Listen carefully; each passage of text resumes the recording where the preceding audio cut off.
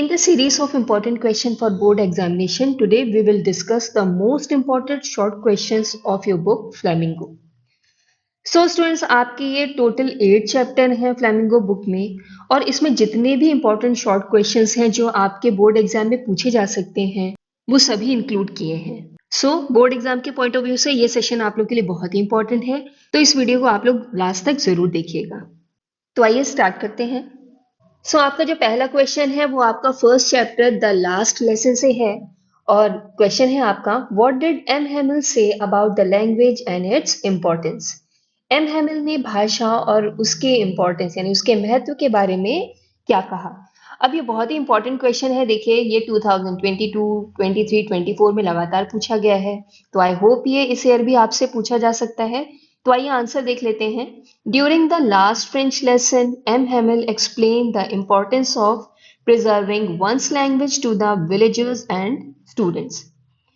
तो French lesson के अपने आखिरी दिन के दौरान एम हेमिल ने गांव वालों और स्टूडेंट्स को अपनी भाषा को बनाए रखने के महत्वता को एक्सप्लेन किया। According to him language is central to one's identity. उनके अनुसार भाषा जो है वो किसी व्यक्ति की पहचान का सेंटर होती है, मुख्य या केंद्र होती है। Even when a nation and its people are enslaved मतलब होता है दास बना लेना, बंदी बना लेना। तो वो कहते हैं कि इवन यहाँ तक कि व्हेन अ नेशन कि जब कोई राष्ट्र और उसके लोग जो हैं दास बना लिए जाते हैं, it is language which acts as a key to there prison. तो भाषा ही है जो किसी जेल की चाबी की तरह काम करती है। नेक्स्ट क्वेश्चन ये भी द लास्ट लेसन का है और ये भी बहुत इंपॉर्टेंट है। 22, 24 में, 23 में ये पूछा गया है। तो क्वेश्चन है whom did M. Hamel blame for the ignorance in studies and why। Em Hamill ने पढ़ाई की उपेक्षा करने के लिए किसे दोषी ठहराया, या इसे 23 में अलग तरह से पूछा गया है whom did M. Hamel blame for not paying proper attention to the study of French। कि एम हैमिल ने फ्रेंच के अध्ययन पर उचित ध्यान न देने के लिए किसे दोषी ठहराया था। So the answer is M. Hamill blamed himself as well as the parents for the ignorance of studies। M. Hamill ने अपने आप को और पेरेंट्स यानी कि जो उनके माता पिता हैं बच्चों के, उनको अध्ययन पर ध्यान न देने के लिए दोषी ठहराया है। He blamed the parents because they had wanted their children to work on farm to earn some money। वो पेरेंट्स को दोषी ठहराते हैं कि वो बच्चों को अपने फार्म पर यानी अपने खेतों पर थोड़े पैसे कमाने के लिए लगा दिया करते थे। M Hamel blamed himself too. अब एम हैमिल अपने आप को भी दोषी ठहराते हैं as he made the children work in the garden and gave them a holiday. तो वो कहते हैं कि वो बच्चों को अपने गार्डन में काम करने के लिए लगा देते थे and gave him a holiday when he wanted to go fishing. और जब वो फिशिंग करने जाते थे तो वो बच्चों को छुट्टी दे देते थे। He also blamed the students for delaying the learning of their lesson as they thought that there was plenty of time। और वो बच्चों को भी दोषी ठहराते थे कि वो अपने पाठ there were plenty of time कि अभी उनके पास में बहुत ज्यादा टाइम है। This question is from the lesson lost spring और ये भी बहुत इंपॉर्टेंट है। तो क्वेश्चन है what was the importance of garbage for children in Seemapuri. कि सीमापुरी के बच्चों के लिए गार्बेज यानी कि कचरे की क्या इंपॉर्टेंस थी। What did they find in it, और उन्हें उसमें क्या मिलता था। और इसे जो है 2024 में दूसरे तरह से पूछा है what do the children find in garbage. कि बच्चों को कचरे में क्या मिलता था या वो बच्चे कचरे में क्या ढूंढते थे। So the answer is garbage for the children is a source of wonder as well as livelihood. Garbage जो था वो बच्चों के लिए सोर्स ऑफ वंडर मतलब कि आश्चर्य से भरा हुआ, बहुत आश्चर्यजनक चीजों का एक सोर्स था, और लाइवलीहुड था मतलब कि उनके लिए जीवन जीने का या जीवन यापन करने का एक सोर्स था। Small children look for something valuable in heap of garbage. जो छोटे बच्चे थे कूड़े के ढेर में कुछ बहुमूल्य चीजें ढूंढा करते थे। They expect to find a coin, note और a valuable things in it. और वो एक्सपेक्ट करते थे कि उन्हें कोई कॉइन मिल जाए या कोई नोट मिल जाए या कोई भी वैल्यूएबल कोई बहुमूल्य वस्तु मिल जाए। Sometimes they find just 1 rupee or even a 10 rupee note. और कभी कभार जो है उन्हें 1 रुपया या कभी कभार 10 रुपए का भी नोट उन्हें मिल जाता था. This not only bring a hope of finding more but also ensure that they have food and a roof over their head. और इसकी वजह से जो है उन्हें फूड यानी कि भोजन मिलता था और अपने सर पर छत मिलती थी. ये नेक्स्ट क्वेश्चन भी आपके लॉस्ट स्प्रिंग चैप्टर के सेकंड पार्ट का है. क्वेश्चन है, what are the hazards of working in a glass bangle industry? कांच की चूड़ी बनाने के काम में क्या-क्या खतरे हैं? So the answer is the main hazards of working in the glass bangle industry is to lose your sight over a period of time. तो ग्लास बैंगल फैक्ट्री में काम करने का सबसे बड़ा खतरा ये था कि अपने आंखों की रोशनी को खो देने का. Bangles are manufactured in a glass furnace with high temperature. तो जो चूड़ियां थी वो बहुत हाई टेम्परेचर में भट्टियों में बनाई जाती थी. In dingy cell without air and light, बहुत छोटे छोटे से सेल्स में जहां पर लाइट नहीं आती थी, जहां पर हवा भी नहीं आती थी. Consequently, the children who slog their daylight hours in a clustered room close to these hot furnaces. तो इसका परिणाम क्या होता था? बच्चों को सारा दिन मतलब अपना ये जो दिन का टाइम है वो बहुत ही छोटे छोटे कमरों में और इन गर्म भट्टियों के पास में बिताना पड़ता था.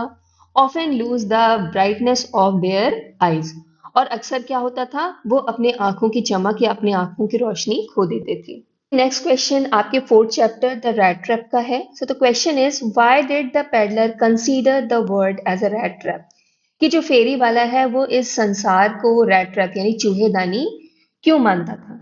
So the answer is, the peddler considered the whole world as a big rat trap. जो पैडलर था वो पूरे संसार को एक बहुत बड़ा रैट ट्रैप यानी कि एक बहुत बड़ी सी चूहेदानी मानता था. As its sole purpose being to set baits for people, क्योंकि इसका एकमात्र उद्देश्य था लोगों को लालच देना.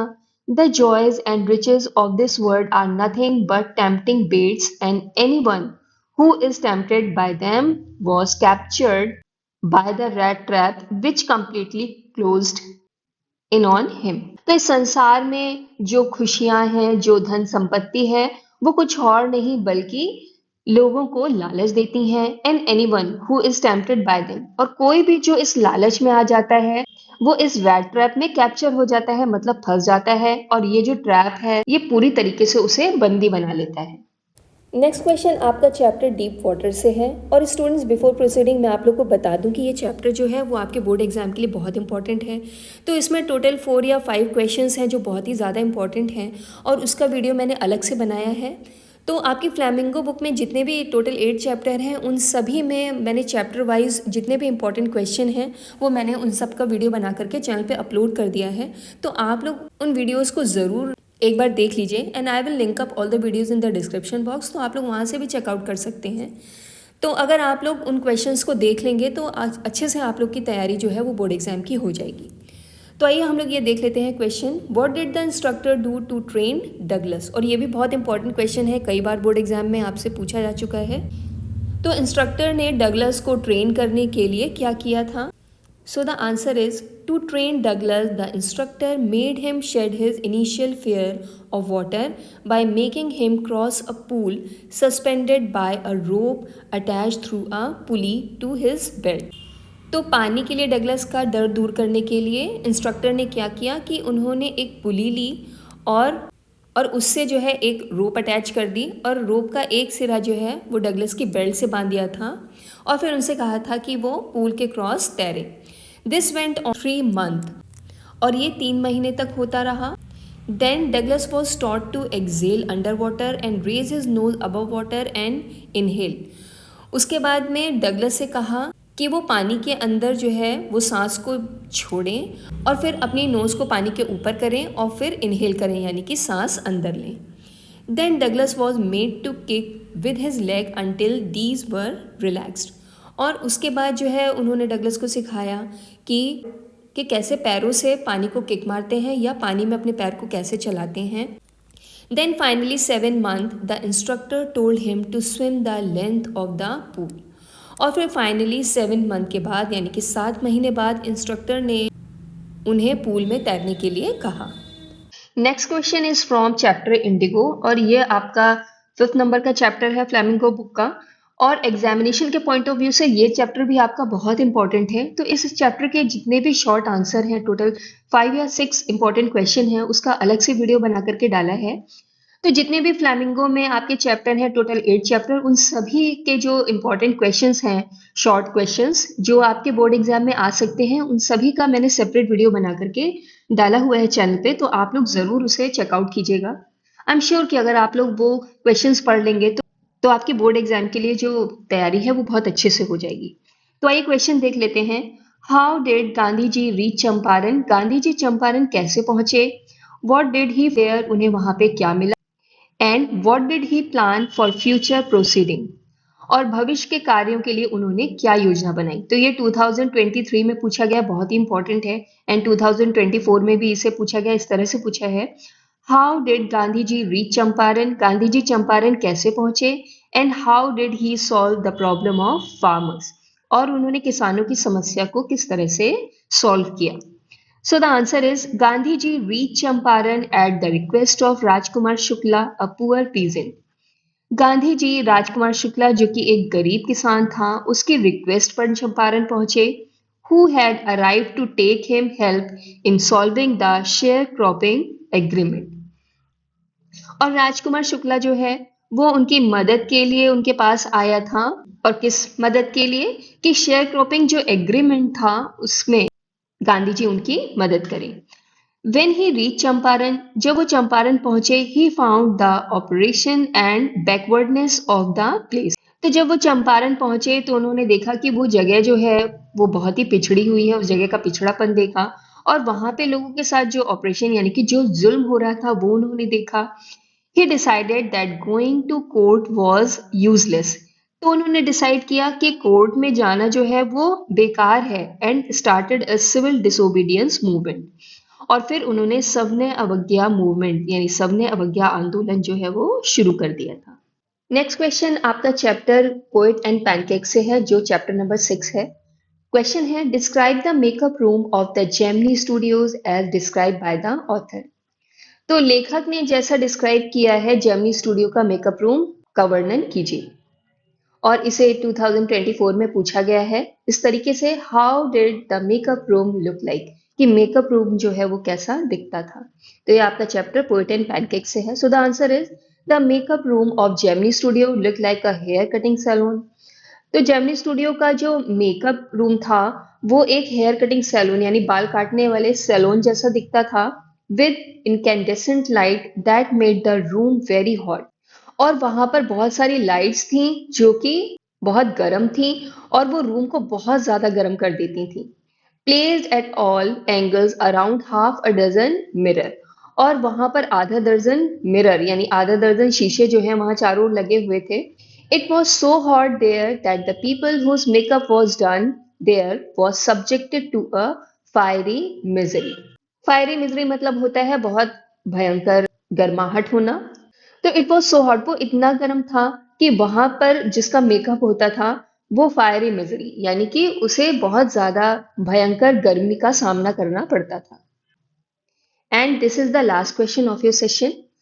और ये आपका चैप्टर 8 गोइंग प्लेसेस का है। So the question is what thought were floating in the mind of Sophie while returning towards home from the meeting place? कि जब मीटिंग प्लेस से यानी कि मुलाकात के स्थान से जब सोफी वापस लौट रही थी तो उसके दिमाग में क्या विचार आ रहे थे? What did she feel on the way? और रास्ते में उसने क्या महसूस किया? सो ये 2023 में आपसे पूछा गया है question. So the answer is when Sophie was returning to her home from the meeting place, she imagined a future wherein she would meet Danny Casey in the Royal Archive. So जब मुलाकात के स्थान से Sophie वापस लौट रही थी तो वो इमेजिन कर रही थी कि भविष्य में जब वो रॉयल आर्काइव में डैनी कैसी से मिलेगी। On the way she was sad for she knew that meeting with, यहाँ पे विद है, मीटिंग विद डैनी कैसी वॉज जस्ट हर इमेजिनेशन। तो रास्ते में जो है वो बहुत दुखी थी क्योंकि वो जानती थी कि डेनिकेसी से जो उसकी मुलाकात है वो केवल एक इमेजिनेशन है, मतलब उसकी एक कल्पना है। सो स्टूडेंट्स, ये आपके कुछ इंपॉर्टेंट क्वेश्चंस थे ये जितने भी क्वेश्चंस हैं जो आपके बोर्ड एग्जाम में आ सकते हैं वो सब मैंने इंक्लूड किए हैं। तो आई होप अगर आप लोग इस वीडियो को अच्छे से एक दो बार देख लेंगे तो आपकी ये पूरी बुक बहुत अच्छे से तैयार हो जाएगी। और अगेन मैं आप लोग को याद दिला दूं कि आपके फ्लैमिंगो बुक के जितने भी चैप्टर हैं उनकी समरी जो है काफी डिटेल्ड समरी है जो चैनल पे अपलोड है, एंड शॉर्ट क्वेश्चन भी चैप्टर वाइज चैनल पे अपलोड है। आप लोग उन वीडियोस को जरूर चेकआउट कीजिए। And if you have any doubt any query do right in the comment section. और अगर ये सेशन आप लोग के लिए थोड़ा सा भी हेल्पफुल हो तो इसे अपने फ्रेंड्स के साथ में जरूर शेयर कीजिएगा। चलिए बहुत जल्दी मिलते हैं नेक्स्ट वीडियो में। Thank you so much for watching my video.